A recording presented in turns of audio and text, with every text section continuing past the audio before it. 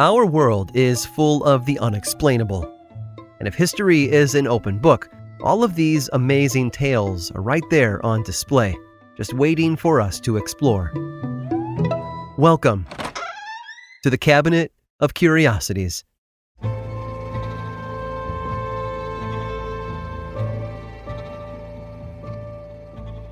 Some legends are just too mysterious to die off completely.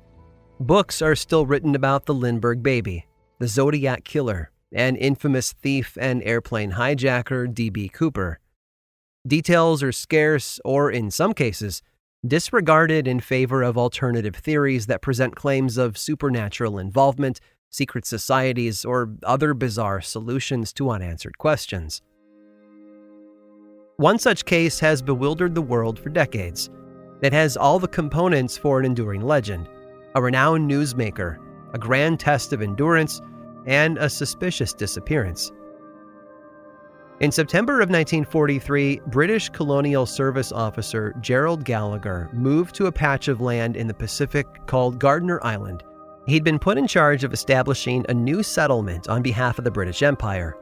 During his stay, Gallagher's men uncovered a strange collection of bones, as well as a human skull, a shoe, an empty bottle, and a box.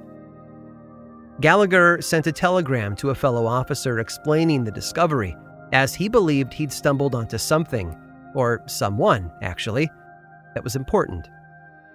He was told to keep his findings to himself, though, and tell no one else, but to send the bones to British officials for analysis.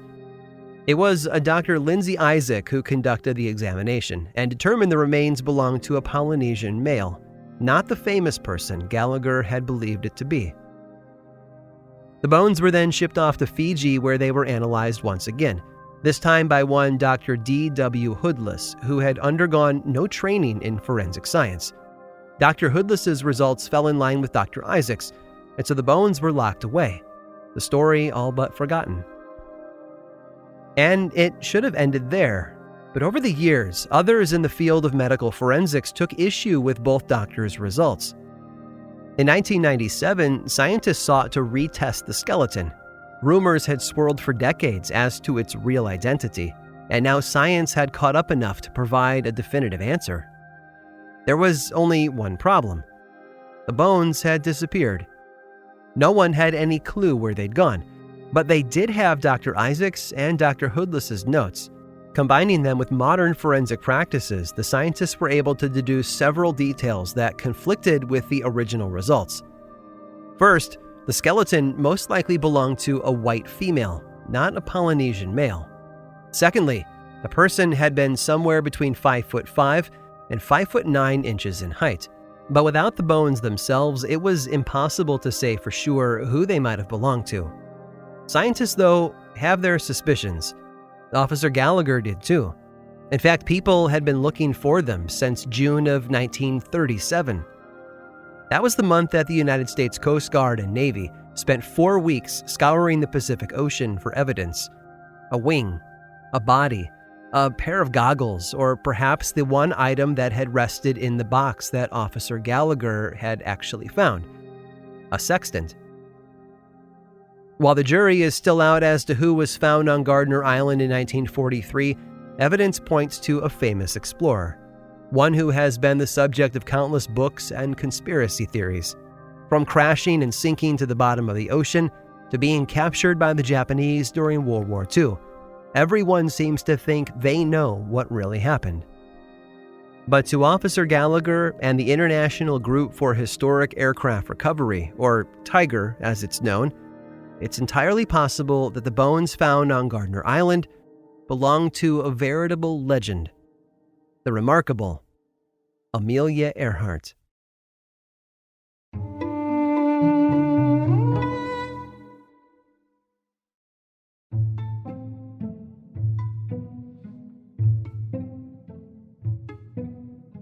Memento mori.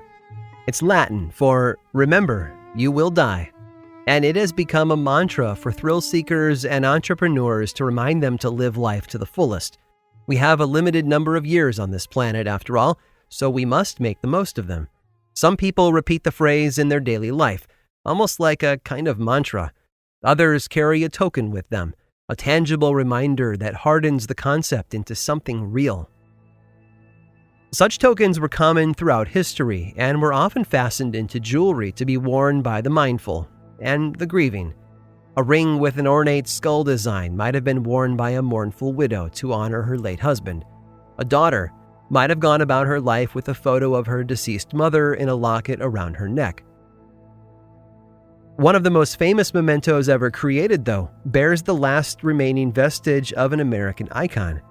Born in Virginia in 1732, George Washington is best known as a Revolutionary War general and, of course, being the first president of the United States.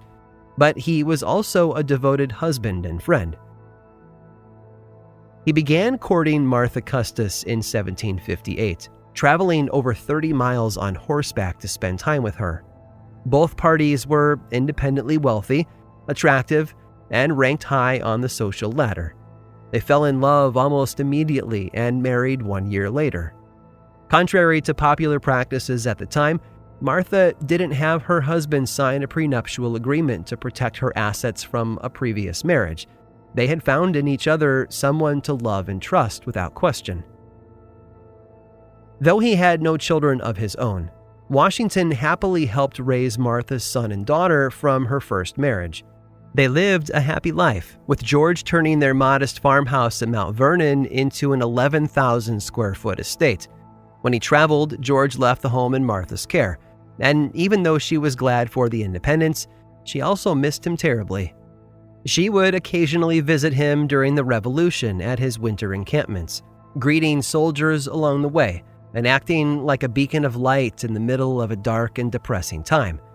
Her effect on the troops was no doubt felt throughout the war, and her presence may have helped motivate her husband to succeed. Being apart for so long weighed heavily upon their hearts.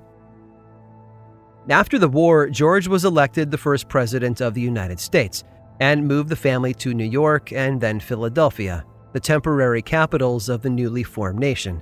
They embraced their new roles, and it was during George's second term when he met another important person in his life, his friend and confidant, Tobias Lear.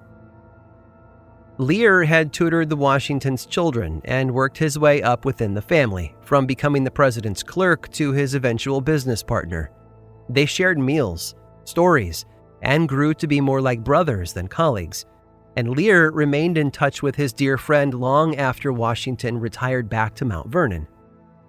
Of course, that's where George and Martha spent their final years, entertaining their grandchildren and hosting parties for American elites. Through distance and war and politics, the Washingtons had emerged more in love than ever before. Sadly, their love would not be enough to endure George's stubbornness. In December of 1799, he set out on horseback to inspect his land in the middle of a snowstorm. He returned to the house for dinner later that night, where Martha and several guests had been waiting. Not wanting to keep them from their meals any longer, he remained in his cold, wet clothes while he ate. The next day, George complained of a sore throat, but continued his survey of the farm in the freezing weather. That sore throat turned into a chest cold, and 24 hours later, George Washington had died in his bed at Mount Vernon. By his side were Martha and longtime friend, Tobias Lear. Washington was buried 4 days later.